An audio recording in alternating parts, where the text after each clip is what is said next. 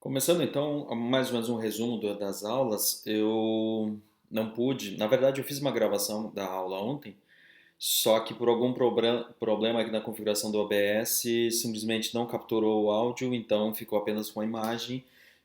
Apesar de que eu tinha gostado bastante do resultado, imaginei que tinha sido um bom resumo, mas enfim. Hoje é dia 29 de julho, mais ou menos um apanhado, resumo das aulas de quarta e quinta-feira, né, dias 28 e 29 de ARC, começando falando principalmente sobre HTTP.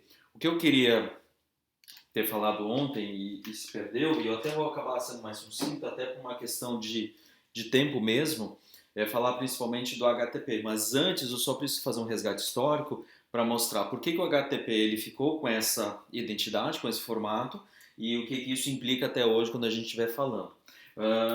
Sempre lembrando, tem um documento que eu gosto bastante, performancebrowsernetwork.com. Esse aqui é um livro digital online, apesar de ele estar em inglês, ele até funciona muito bem na tradução, só tem que cuidar que quando ele faz a tradução, normalmente esses navegadores eles traduzem inclusive os códigos e daí não vale a pena traduzir pelo menos os trechos de código, porque isso faz parte da própria linguagem do HTTP. Mas é um livro bastante interessante, High Performance Browser Network, onde fala bastante, fala da história, muito do que eu vou falar aqui está baseado lá no livro, então se alguém quiser se aprofundar no tema, está ali. No caso, também eu coloquei na tarefa estudar HTTP, que eu também vou fazer a relação aqui com o vídeo. Tem dois vídeos do Berners-Lee, tem um vídeo sobre HTTP 2 aqui pessoal do Nick, tem bastante material ali de leitura, então eu não vou tentar entrar em conflito com nenhum desses materiais, mas eu preciso de alguma forma falar que quando a gente está falando de HTTP, a gente está pensando num protocolo que ele começou a ser pensado mais ou menos em 1984, 85, e ele foi sendo refinado até ficar na sua versão final, na sua primeira versão final, em 1989. Então, mais ou menos para ter uma noção de que datas estamos falando. E em 1991 ficou pronta a primeira implementação Mosaic lá, o navegador.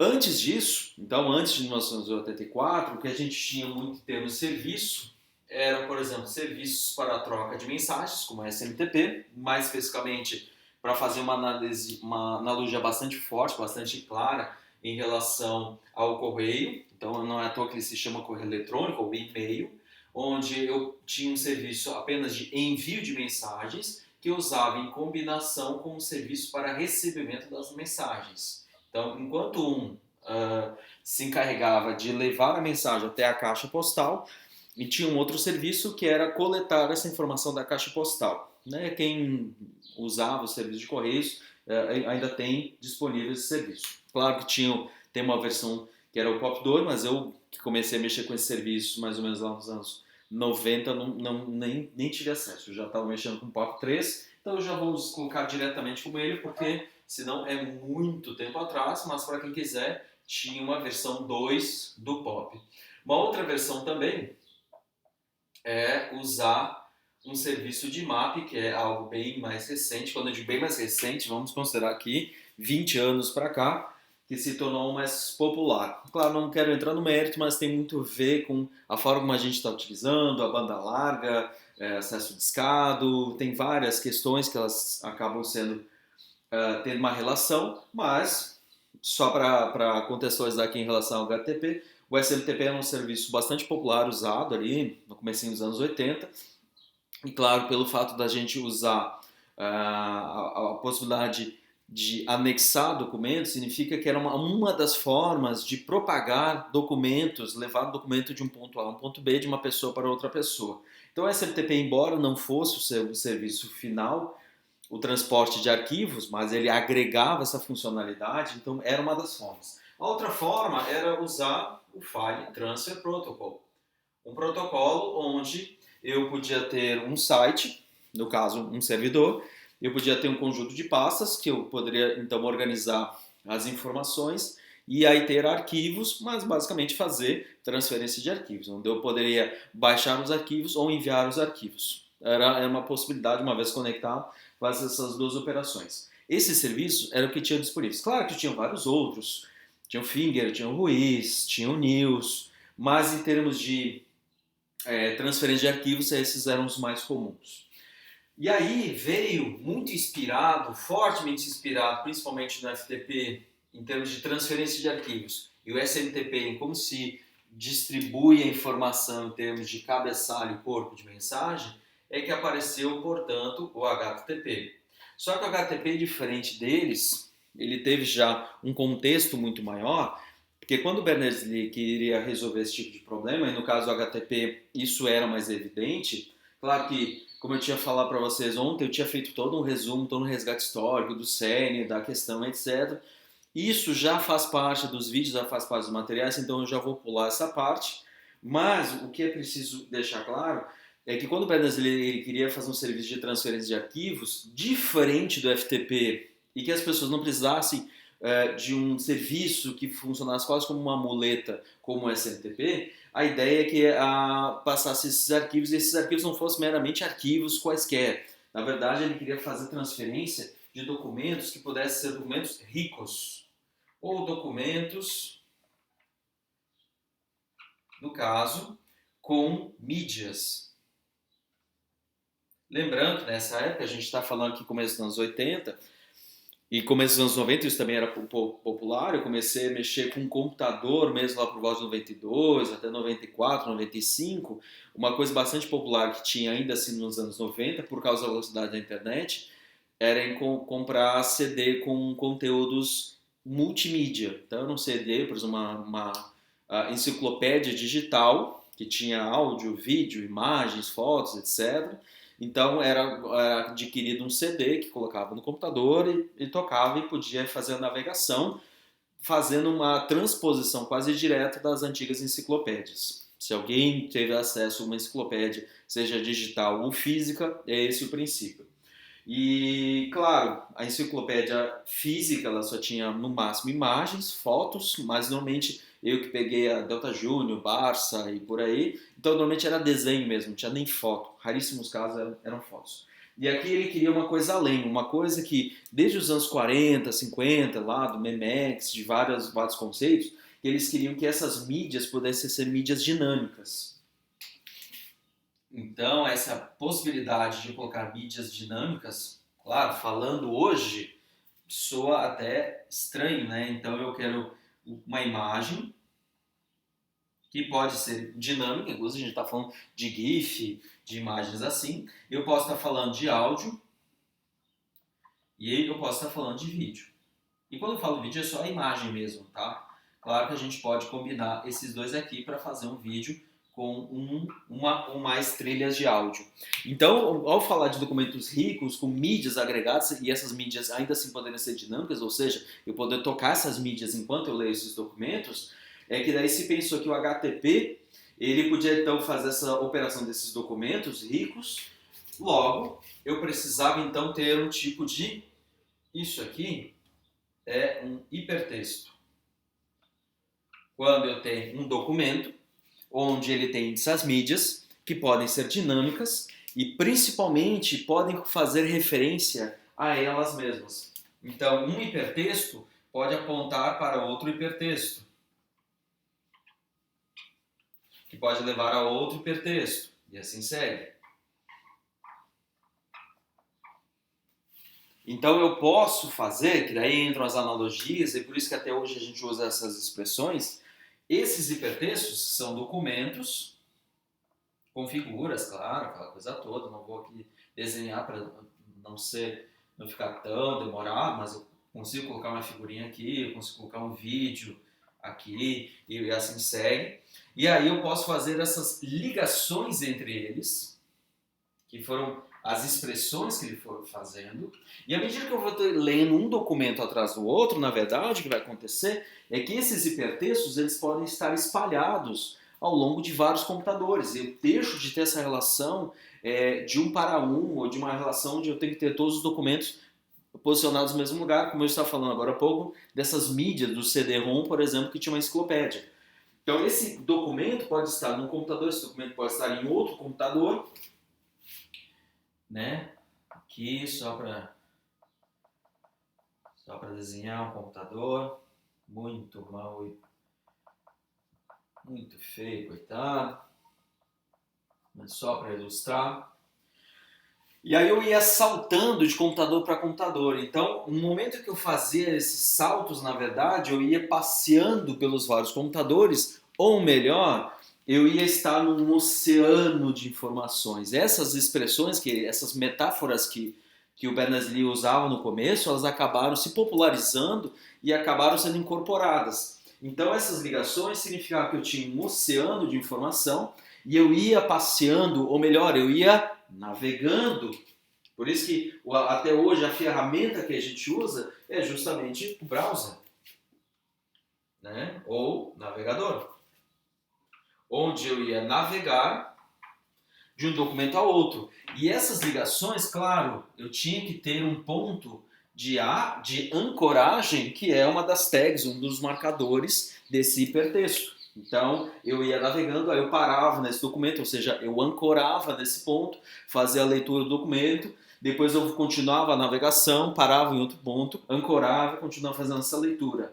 Logo, esses documentos, esse hipertexto, no momento que eu tenho essas marcações, aí sim, ele pensou, claro, não eu, ele pensou, na verdade, em criar um hipertexto, um HT, usando linguagens de marcação, que era uma forma de eu fazer referências para dizer onde começa um ponto de ancoragem, onde termina um ponto de ancoragem, né? Na verdade, uma referência para um outro documento, onde eu posso fazer a marcação de um texto como negrito, itálico, título, e por aí vai, onde eu posso posicionar uma imagem, assim segue. Então, quando ele está falando, Berners-Lee, muito partiu dele, o HTTP, é que se ele quisesse que fazer a transferência de arquivos, onde esses documentos ricos eu pudesse simplesmente olhar e não me preocupar tanto em fazer a operação de transferência do arquivo, que isso era uma coisa que tinha lá no FTP, eu tinha que necessariamente me preocupar em fazer a operação de transferência. A operação era manual e eu tinha que fazer exatamente ela. Então, se eu quisesse ler um documento, eu tinha que ir até o servidor de FTP, baixar o documento, ler o documento. Se eu tivesse alguma referência, eu tinha que pegar essa referência, uma URL, que é o que a gente vai ver inclusive daqui a pouco, pegar uma referência, alguma coisa, e ir para o próximo servidor, baixar um novo documento e ler de novo esse documento. Logo, tinha que ter uma relação muito forte entre a formatação do documento. Então, formatação era algo muito importante desses documentos ricos, para que eu pudesse, então, apagar aqui, só para a gente começar a avançar no tempo, para que eu pudesse me preocupar com essa transferência dos arquivos. E cada um desses documentos, cada um desses HTMLs, eles teriam exatamente um e apenas um endereço de localização, ou seja, uma URL, Uniform Resource Locator, um endereço para ele ser localizado, já que eu estou falando que, uma vez que esses documentos estão espalhados pelos vários computadores, pelas várias pastas, eu não preciso mais me preocupar onde eles estão, eu posso simplesmente clicar no link e cair no próximo documento, aí sim eu preciso que o serviço como um todo possa me ajudar a localizar esses documentos. Então, quando a gente está falando em HTTP, a primeira coisa que a gente tem que entender é que existe uma trinca entre eles e essa concepção toda é que fez a grande mágica para hoje a gente considerar que é praticamente um dos serviços mais importantes da internet. Claro que quando a gente está falando de internet, a gente está falando das redes interconectadas, camada 3, camada de rede. Quando eu estou falando de www, eu estou falando de um tipo de aplicação, um serviço que roda lá na camada 7 de OS ou camada 5 do Kuroz e Ross. É uma aplicação que está rodando.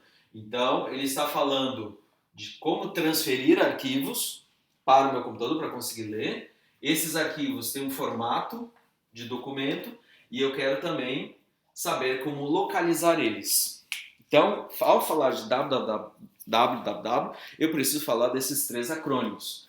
HTTP, Hypertext Transfer Protocol, como transferir os arquivos para eu poder ler usando uma ferramenta, a parte de formatação, Hypertext Markup Language, e Uniform Resource Locator.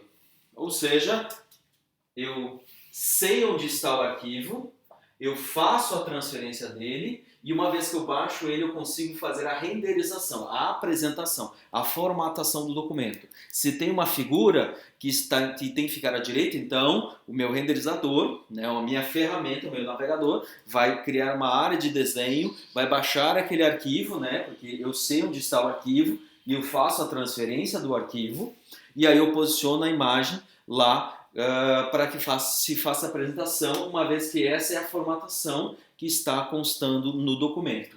Ok? Então, isso era o mais importante.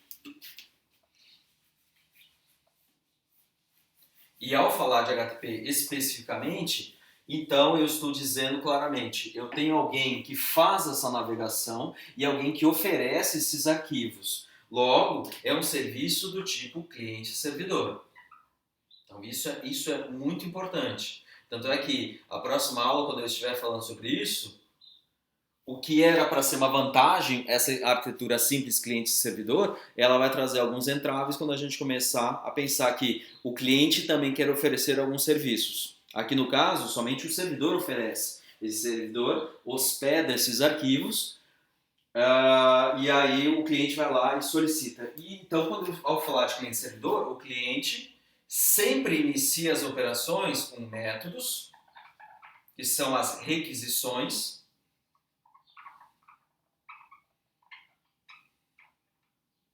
que podem ser do tipo de solicitar um recurso. Até no vídeo Bernays ele fala que quando ele estava falando sobre hipertexto, ele não estava falando necessariamente, ao falar de um transfer protocol, ele não queria dizer transferência de arquivos, como era o próprio FTP. Ele entendia desde o início que a informação ela pode ser muito menor, muito mais fragmentada. Na verdade, a expressão que ele usava era dado, é uma informação simples, que essa informação ela pode vir nesses pedaços, nesses chunks, que como essas expressões que ele usava, nesses pequenos blocos, ou ela pode vir totalmente compactada, organizada, estruturada na forma de um arquivo, como por exemplo um HTML. Mas essas requisições ele queria que fosse de dados, ou seja, eu posso fazer uma requisição, eu posso solicitar um recurso, ou eu posso, por exemplo, enviar um recurso. Então eu posso pegar um recurso, posso enviar um recurso, e é claro, eu posso fazer operações como apagar um recurso remoto, né? É sempre o cliente que vai fazer essas operações, eu posso preencher formulários e enviar dados para o servidor, e eu posso saber, por exemplo, apenas, o cabeçalho de um recurso, para saber se é um HTML, se é um documento rico, se é uma imagem, isso e aquilo. Então essas requisições, mas principalmente as mais usadas hoje em dia, vou até destacar o GET e o POST, são as mais comuns que a gente tem, sempre elas vão partir do cliente, e o servidor é que tem que responder a essas operações. Então, as respostas sempre tem que ser como resposta às solicitações. E essa faixa de respostas, elas têm um número que vai de 100 até 500. Então, a faixa 100, sempre começar com 1 e são 3 dígitos, 100 e alguma coisa, sempre são respostas intermediárias, só para mais ou menos dar um indicativo de progresso. Se vocês derem uma olhada em TIP, vocês vão ver que um protocolo se inspira muito em HTTP. Então nós temos o SMTP, em termos de linha histórica, o FTP, os dois inspiraram o HTTP e que serviu de inspiração para o SIP. SIP também, só que ao invés de falar cliente-servidor, a gente vai falar de agente, mas sempre tem alguém que faz uma requisição, invite, register, cancel, buy, etc. E a resposta é uma resposta numérica, fortemente inspirada pelo HTTP, e os cabeçalhos, assim como o SMTP, são na forma de texto. Então a pessoa consegue ler o protocolo. Ele é legível, eu consigo ver, fazer as requisições e entender o que está acontecendo. Então, mesmo que eu abra no navegador e veja essas operações, eu, pessoa, consigo lá e fazer uma dedução. Não é uma informação completamente binária, onde eu tenho que fazer uma conversão. Não, ela é literal, ela está escrita ali. Então, aqui no caso, a faixa 100 é respostas intermediárias, só para dar indicativo de progresso. Faixa 200 são respostas de sucesso, como por exemplo 200 ok. Então, se eu solicitar um recurso e receber um 200 ok, é uma resposta positiva. A faixa 300 é de redirecionamento, significa que o recurso existe, mas está em outro lugar, ou seja, a URL é diferente. E até falando aqui do OCP, uma coisa que derivou, no caso, foi uma coisa mais genérica, que é a URI. A URL é para recursos, apenas dados, arquivos, e a URI é algo mais amplo, que pode se relacionar a serviços ou mesmo pessoas, certo? Mas isso aqui a gente vê mais especificamente no CIP. Faixa 400 e faixa 500 são as faixas de falha. 400 é falha de cliente e 500 é falha de servidor. Então as respostas, normalmente as respostas definitivas são faixa 200 positivas e de falha de cliente ou servidor. E aí a gente tem uma noção básica de que a gente sempre tem que trabalhar com essa trinca de elementos, e a ideia é que então esses documentos sejam esses documentos ricos. Eu tenho uma ferramenta que vai me apresentar esse documento de uma forma que eu consiga, eu, usuário, ler. E aí essa operação de transferência é feita através do cliente que faz a requisição e ele recebe como resposta, uma vez entendendo que eu sempre tenho as URLs para definir isso. E na URL eu vou definir protocolo, vou definir o servidor, vou definir porta, qual é o recurso, ou seja, qual é a pasta, qual é o arquivo, parâmetros, etc. Mas isso fica mais interessante quando a gente começar a fazer essas operações usando exemplos, certo? Então, primeira aula de HTTP é só para fazer um resumo bastante breve e tem bastantes informações complementares naqueles vídeos e documentos que eu coloquei na tarefa, ok? É isso.